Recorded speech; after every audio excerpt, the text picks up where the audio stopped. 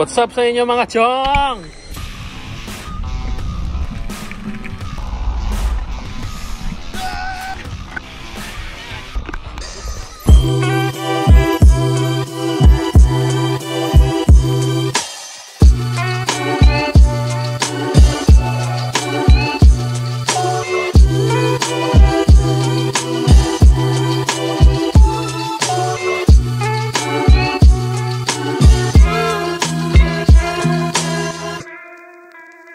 Boom! So what's up sa inyo mga chong? Today andito tayo and ilalagay natin tong Apex Rapid. So install natin tong bagong second hand na binili natin dito sa taong to. So binigay niya napakamura kasi second hand ginamit na niya. So anyway, so ilalagay natin tong Apex Rapid Deflator. So ito siya. So, itong deflator, itong Apex na to is ito, pakita natin. Itong deflator na to is hindi mo na kailangan tanggalin ang iyong old valve para i-install to. So direct plug to. Pero ang unang kailangan natin is tatanggalin natin yung main pito nito. Tama ba nung hindi sa pito? Bulb. Valve.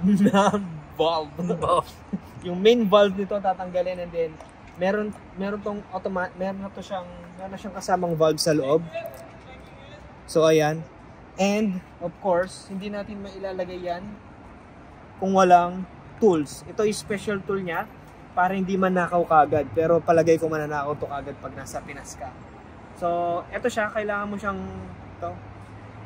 i-insert dito, boom, and then ihigpitan mo siyang ganoon, boom, boom, boom, boom, papunta dito sa ating old valve. So okay guys, ang una natin gagawin is ang technique dito is nakandito na siya kagad sa tools. Kailangan nandiyan na siya kagad para pagkatanggal mo na itong valve mo dito, konti na lang yung mawawalang hangin sa loob. So and then ito pala yung isa kong nakita, yung tip. Kailangan is itong surface mo dito is smooth and wala siyang uka-uka, dahil pagka may uka-uka yan dito or may mga thread or basta may mga gas-gas yan dito sa gilid ng valve, is sisingaw siya. Okay? So subukan na natin to guys, let's go. So tanggalin muna natin yung old pito, and then mabilisan lang.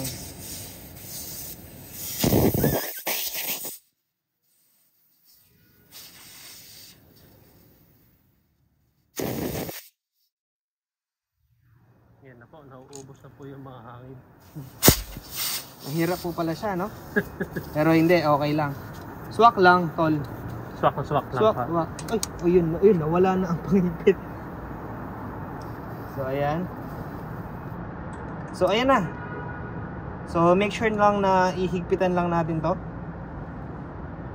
Boom. So, ayan na guys. Naka-install na ang ating isa sa ating rapid deflator. So ito yung takip niya. So ito kailangan din to para pagka tinakpan mo yan. Ayan, oh. Pero parang ang pangit lang dito, napakahaba niya, nagmukha siyang mahaba. Yung kanyang stem is parang humaba palalo. So mas maganda if kung yung valve nyo is yung short valve, para pagka nilagay nyo to is parang sakto lang siya. So pagka may mga long valve kayo, then for sure talaga is hahaba siya. And then ito na yung takip natin. So tatakpan muna natin siya para makita nyo kung ano yung itsura niya. So ayan na guys. Kung paano siya gamitin pa. Okay guys, so ganito pala siya i-operate. Sige, let's go. So tatanggalin mo muna yung valve cap. Push up lang natin siya.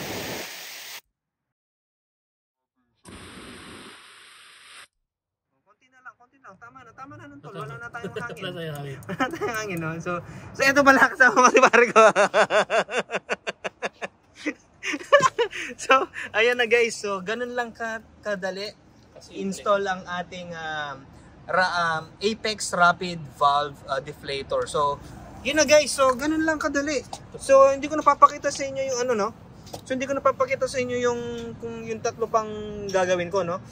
Tapos meron pala siyang ito, itong sticker na to. So ito yung start PSI mo is, for example, is 35, and then end PSI mo is around 10 PSI. So ilalagay mo dito kung ilang seconds siya. So halimbawa, start PSI mo is 35, and then magbibilang ka lang ng 30 seconds is magiging end PSI is 10 PSI. So i-calculate nyo pa yan, guys, ha. So kayo nang bahala dyan kung paano nyo diskartehin yan. So ako hindi ko na muna yan gagalawin kasi meron tayong tire pressure gauge. So gusto ko kasi perfect yung mga yung PSI ng ating gulong pag nag-off-road tayo. So ayun, accurate pala. Sasabi na nga pare ko, accurate daw. So okay guys, ganun lang kasimple ang ating vlog ngayon, and see you guys on the next video. Yes, go! Please like and subscribe. Ano daw, Tol? Please like and subscribe. Tong Tong Adventure.